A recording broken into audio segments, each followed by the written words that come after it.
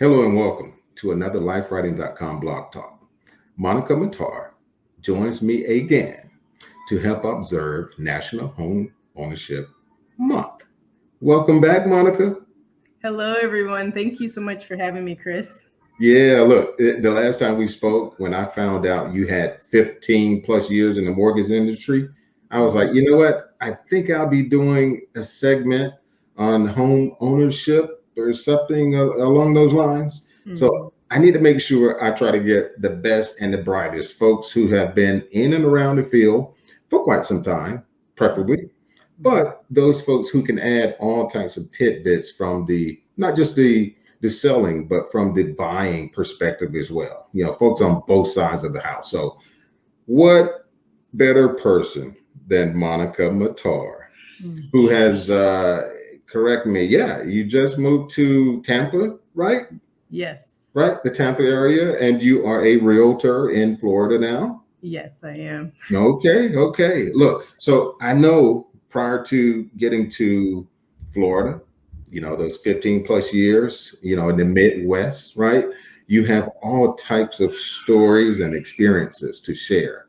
Yes. So, with that, I'm wondering, and I know you have several, what hmm is one of the most memorable experiences you've had thus far in the industry? When I was writing mortgage loans, I would say best my best moment was there was a man that he was an investor, or he is an investor, and he had about five or six 3 to 4 unit apartment buildings throughout Chicago, on the north side of Chicago. And so for him, I was able to refinance his loans, get him into a much lower rate where sometimes it cut his payment in half. But on top of that, on particular buildings, he took out hundreds of thousands of dollars in cash because he had equity in these properties so that he was able to buy his final investment property. So that was satisfying for me that I was able to save him money. So now he was able to make a higher rental income, a profit off of his buildings, and then go and buy another 4 unit building to make more income and to increase his portfolio. So that was exciting. So that's the power of real Wow, estate and the power of working the whole mortgage business and the whole mortgage, industry to use absolutely. your advantage. Like you borrow money, but you make money off of your borrowed money. Yeah, yes, yes, yes. You know, real estate in investing specifically is something that I mean, just for years, I wanted to do on some level. But, hmm you know, I have to be honest, I've always been nervous, right? You know, you can't be, how should I put it? You can't be risk averse, or you have to be risk averse, you know, to really delve into something like that. You know, kind of to just stay on that for a quick second for hmm someone who's wanting to say become a real estate investor, hmm if you will, what are some of the things that comes to mind that you would share with him or her to consider first? Yes, that's great. First, I mean, in general, the higher your credit score, the better. But on top of credit score, because you can have an 800 credit score, but if your debt to income ratio is too high, then the Right. lender's not going to loan you the money so that you can start buying investment properties. So I Mm, would say work on your credit, work on decreasing your debt. So if you have, school loans or a bunch of credit cards or installment loans, auto loans, whatever you have on your credit, try to pay that down as much as possible so that when mhm. you're ready to buy an investment property, you'll be approved. And then on top Right. of that, you have to, for investment properties, you usually have to put about 20% down. So that would be if you're going to buy a property that's 300,000, you'd have to have $60,000 in the game. Ouch. Yeah. Yes. Boy. But there's creative ways to get that money. You're able to pull that out of your 401k or your investments that you might have, any stocks and bonds. There's creative ways to get that money. Or if you own a home already, you probably have some equity in your home where you could refinance your home, pull out that cash so then you could use that cash to go put down on an investment property. Absolutely. And Wow. there's one other thing, there's hard money lending. I was never in that world, but I know hard money lenders, you don't have to have the best credit score. You don't have to come up with all this cash because they can do 100% financing for you, but they've Right. got much higher interest rates, like maybe 10, 20%. And they 20%. yeah, yeah. I mean, it could be really high, but it's for investors use it because they know they're going to buy that home, fix it up, flip it, and sell it, and then they could pay that hard money lender right back, and they're able to Exactly. the rest as their profit. That's right. And It's not so, like they're sitting on that money for a yes, significant amount of time, so the interest isn't going to adversely impact them anyway. right. Like, say it takes Wow. them a year to fix it all up, to Yeah. update it and to get it all, and sold and all of that. Right. So they'd be looking at a year worth of interest and not 30 years of interest at 20%. Wow. But Yeah. hard money Okay. lending is a way to go if you don't have the capital and you don't have the credit score, Yeah. and you don't have like the net worth, you Right. know, Yeah. Yeah. because they use the property that you're going to buy as your worth, um, Right. I get it. I get it. Yes. instead of however much money you have in reserves and investments and retirement funds and that sort of thing. Yeah, I've purchased and sold a handful of homes in my life thus far, Mhm. and the investment thing, I've yet to go that route in terms of I should say the buying and kind of the flipping of the properties, right? Yeah, it's one of those, and I'm just being honest. If I had a couple buddies who could go in with me and Yes, share that risk, right? yes, yes, yes. Maybe I would be more comfortable, but yeah, I'm gonna keep that on the shelf for now. But there's another way now because of Airbnbs. You don't have to buy a distressed property, fix it up, and sell it. But you Uh-huh. can buy a property that's in decent condition and just rent it out as an Airbnb property. And some people can make $10,000, $20,000 a month just on Airbnb, and that's not you trying to flip the house and do all this work to fix it Yeah. up. Oh, yeah. I can see that. Right. Hmm. Good point. See, that's why I need the expert on here, right? I like I said, as a buyer, seller, just in and out, I have experience doing that. But Hmm. like you mentioned, kind of the creative financing. I know that's another discussion in itself. But Hmm. like you said, there are several ways to pull this stuff off. I mean, there are guys out here with multiple properties, with portfolios of properties, and I'm like, how are they keeping up with that stuff? How are they doing it? It's a full-time job. I mean, if they have a lot, they usually have a property manager or a Hmm. management company that's managing it for them and Right. collecting the rents and taking care of, maintaining the properties because one person can't do that by themselves. Wow. Or at least not if they have any other sort of business or employment. Right. No, that's yeah, that's a great point. So prospective home buyers, right? Mhm. How and you touched on this a couple times a minute ago, but how do you recommend they best posture or position themselves when they are wanting to buy a home? Be it say their first home. Okay. So for first-time home buyers, it's a lot easier because first-time home buyers, they can do a FHA loan, which only requires 3.5% down payment. Okay. So that's not as much money that they have to save, but FHA allows that money to be gifted to you. So if you have a very generous family member or friend that's going to gift you the money, they don't care how you get that 3.5% as long as you have it. There's also first-time homebuyer programs that will give you your down payment and sometimes your closing costs. And so the money doesn't have to be your own savings, but there's creative ways to get that money so that you can have a down payment for your first home. So that's the first thing. The Okay. other thing is that you have to always look at your credit report. There's Mhm. freecreditreport.com and all these different avenues for your credit report and just to monitor it because for a FHA loan, you have to have a 580 credit score, which is really low. But there are some people that have beneath that. So if it's beneath 580, they Uh-huh. want to work on paying off some debts, or they might want to get some new trade lines, like, because some people, if their score is low, it's because they don't really have credit or they don't use it. And Okay. so if they were to get, like, what I say is the best thing for your credit is to have about 3 credit cards that have at least $1,000 limit, Okay. but they never see that you exceed 10% of that limit. Hmm.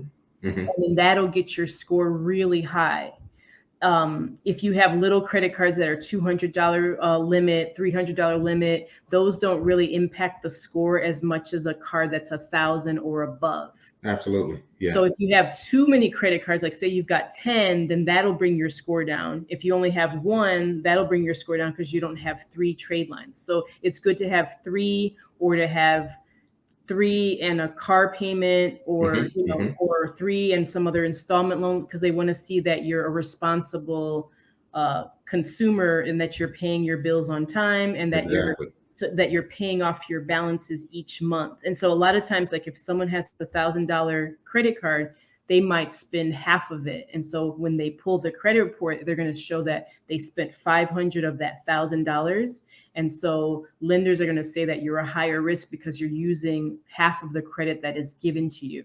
But if they see that you're paying it off each month and you're keeping a $0 amount, a zero balance, I should say, then that's when you get like the 800 credit scores. And when you get an 800 credit score, or even like a 780, there's nobody that will deny you for anything, for That's any right. type of loan. Yeah. I try to tell these guys, get it up and keep it there. Keep it Mhm. there. Mhm. It just affects so much. So much is tied to that FICA, I tell you. Yes, I Yeah. know. Yeah, and it's so easy. Like you can have a 780 score, and because you had some old collection that pops up, a collection with a, like say Comcast or some internet company or something like that, Right. now you've got a collection, and just that one collection could bring down your score sometimes 100 points, even Yeah. though you've been paying everything else on time and you're a good steward, but that one collection really hurts you.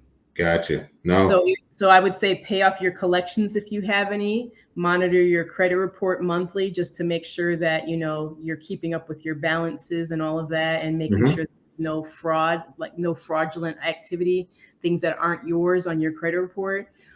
So you have to keep an eye on that. Then also, right before you buy a home, like say you go through the whole pre-approval process and you've done Hmm. all the things that I told you to do right before you get the home, some people, because their realtors or their loan officers don't educate them, they'll go out and buy a car, or they'll go out and Oh. they'll buy Oh. brand Oh. new furniture because they're so excited because they're about to close on their new home.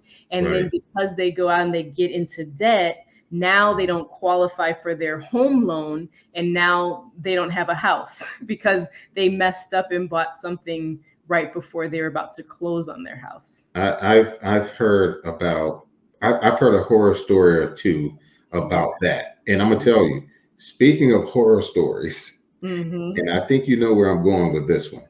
Mm-hmm. There have been these appraisal related instances Mm-hmm. throughout the country, particularly over the last 2 or 3 years. For some reason, you Mm-hmm. know, a black person gets an appraisal and it comes back. I'm throwing numbers out. There's 200, and Mm-hmm. they came back and they had another appraiser to come out, but they had a non-black person, be it a white person or someone else, right? Mm-hmm.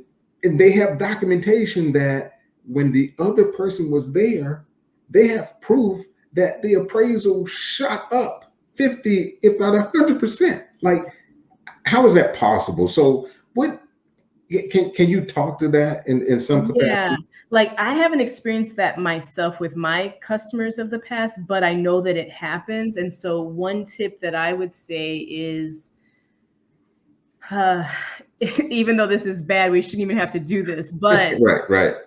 you take down all your little family photos where the appraiser can see that this is a black family. You Yeah. remove all that. You're not home when they're there for the appraisal. Maybe you let someone else come and let the appraiser in, so they don't really know who the owner is. And it's sad that you have to do that, but you have to trick the appraiser in case you get a biased appraiser who's coming to appraise your property. Look, and you're right. You chuckled initially, right? It's sad, bad, right? That you Mhm. have to say this, but been there, done that. In Yes. certain areas, certain cities, yes, yeah, and yeah, it is. I see those stories, and I'm like, no, there's no way that's possible. I mean, you have comparables. Like I said, I've bought and sold Mhm. numerous homes. I'm like, I don't even see how that's possible when you have all these comps, these recent, and here's the thing too. So I'm the self-proclaimed research king. Okay. Mhm. So every home that I've bought or sold for that matter, I've already done my own research, right? Mhm. And Mhm. facts and figures, the comps that I just mentioned. So it's just when I read these stories, I'm like, I don't even see how that's even possible in the first place. So Right. I just wanted to ask you about that. But there's another thing, a recent thing. My aunt, who is she's Arabic, she's Palestinian. Okay. She's got this beautiful 3-unit property in Chicago. Hmm. And when I looked it up on Redfin, it was worth at least 910,000. Okay. It's probably even worth $1 million because it is so much bigger than all the other comparable properties that are 3 units in the area. So Okay. when the appraiser does it, they have to add on value because of the square footage. And so with that being said, the appraiser probably wasn't racist or prejudiced, but they were incompetent, where this appraiser came back and gave her a value of 575,000 when Redfin estimated it at least 910. And then he didn't come in and measure each room, because an appraiser is supposed to take the measurements of the inside, and Okay. then that's how he calculates what the value is per square foot.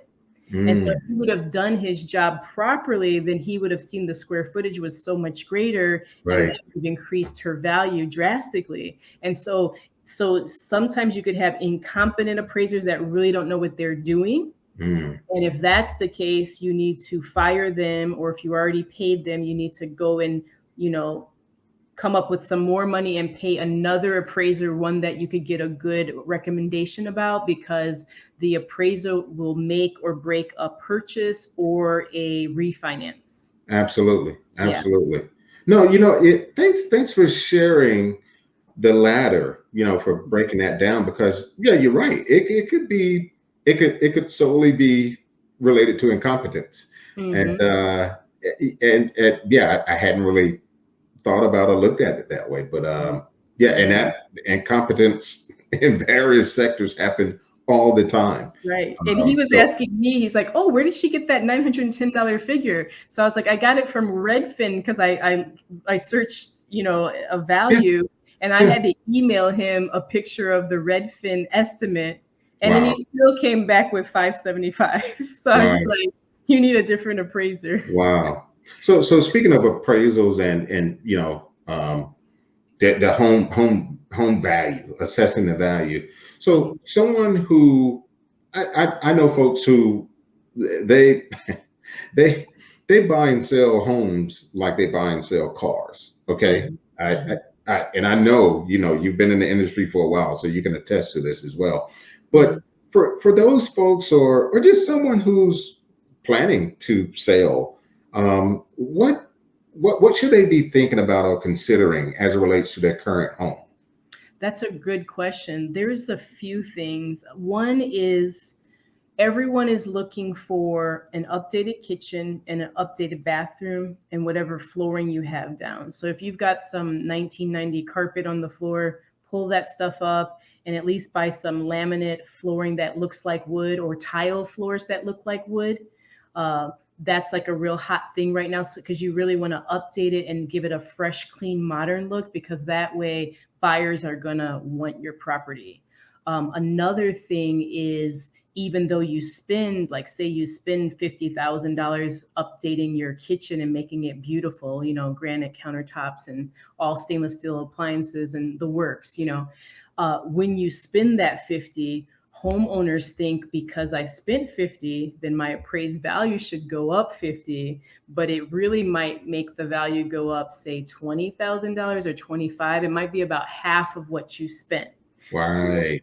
keep that in mind, that you're not going to get back dollar for dollar. But if your place is updated, like I said, with the bathrooms and the kitchens being the most important, then you're going to get a higher value. You're going to get buyers that are going to want to jump on it, because most buyers, they don't want an outdated house, because most of them aren't creative enough to look beyond your wallpaper or your green refrigerator from 1970. Like, they don't have the eye to be like, oh my God, I can imagine how Right. this would look with a different paint color, with different Yeah. flooring. They can't see that. Yeah. So you have an amazing house that is great with the brick and mortar, the structure of it, which is what is really important. But because it's not cosmetically pleasing, then you're going to have a harder time selling it, or at least getting the money that you want to get from the property. No, that's yeah. I get it. Got it. And another thing is roofing. Roofing in the past, Yeah. you'd have to have a roof that was like 20 years was like the life of a roof. A roof. A roof. I'm trying to say it right. I'm like, roof. Anyway, a roof. In Georgia, we say roof. Roof. Okay, so it's probably Yes. roof. So, because I'm like, roof, that sounds like a dog. So roof. So in the past, the inspector would come out and the appraiser would come out, and they'd be like, okay, this roof looks pretty good. It looks like it might have another 15, 10 years of life. Okay. Now, insurance companies won't insure the home unless the roof is more like 5 years old instead of Oh. 10 to 20 years old. Okay. So for someone considering selling, they'd have to see how old their roof is, and that might be the first thing that they need to update to make sure that, because they'll get a buyer because the roof won't be leaking or anything wrong with it. But then if the insurance company won't insure the home, then the loan won't go through without the homeowner's insurance.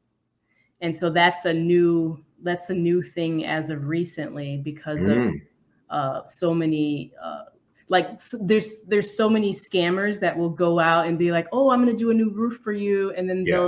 they'll actually knock holes in it and mess it up, and the homeowner doesn't know that they're messing up their roof. And so insurance companies got stuck paying out all of these claims because these scammers were messing up people's roofs just so they could get the job. So there's all kinds of little things that homeowners need to be aware of when they're trying to sell or thinking about selling. So all of those tidbits, what you just shared, are actually where I was going to go next. But you provided a wealth of information right there alone. So I mean, home ownership is one of the biggest investments most people will make. Right. You know, so it should be taken. It goes without saying, as seriously as possible. All right. You know, everything you just mentioned, the homework you need to do, posturing yourselves from a credit standing, or, just understanding money in and of itself, and making sure, you don't put yourself in a bad situation before you get close to even owning the home, just so many things preemptively that we should be doing. So yeah, thank you so much for laying all of that out. So in terms of reaching you, I think I have it here. I don't want to mess it up. Let's see. Yes, Mana can be reached. Yes, I have it right? Oh yeah, you've got it. Yes. Perfect. There it is. This is how you can reach Miss Matar. This is her email address. And oh, by the way, she's a realtor for Keller Williams. We mentioned that initially, but she's in the Tampa, Florida area. Yes. Anything you want to share about that, Monica? Yeah, I'm glad you asked. I'm with Keller in Tampa, but we have offices all over the world. Right. So if you're not buying in this area or in Florida in general, I have like hundreds of thousands of referrals in my database with Keller Williams alone. So if you're buying in Chicago or Washington or whatever state it is, I can at least connect you with a really good realtor that's still with Keller Williams. And then that way, you know, we're able to help each other out, where they make the money and then they give me like a small or a percentage of it because I sent them the business. So you can help me out even if you're not buying in Florida. I could still help you if you're buying anywhere else. Now, that's awesome. And that is precisely what I'm talking about. And thanks for clearing that up as well. Yeah, I've seen Keller Williams signs, you know, all over the place. You know, I'm in the, you know, the DC Baltimore area. And yeah, you guys are, again, all over the place. So it's good knowing that you guys have that type of connectivity and can assist people from pretty much wherever you are. So we also have our own mortgage company, so I could get buyers pre-approved with either Keller Williams mortgage, or we have 4 other lenders that I could get them pre-approved with as well. So yeah, so I can help with both aspects. So let me run that one more time. Run that one more time. So look, Monica, again, it goes without saying, thank you so much for imparting this information. You know, as I mentioned, I've bought and sold plenty homes, but you've shared a wealth of things that I wasn't quite familiar with or knowledgeable about. Of course, you are the subject matter expert. So thanks for, again, for sharing that information.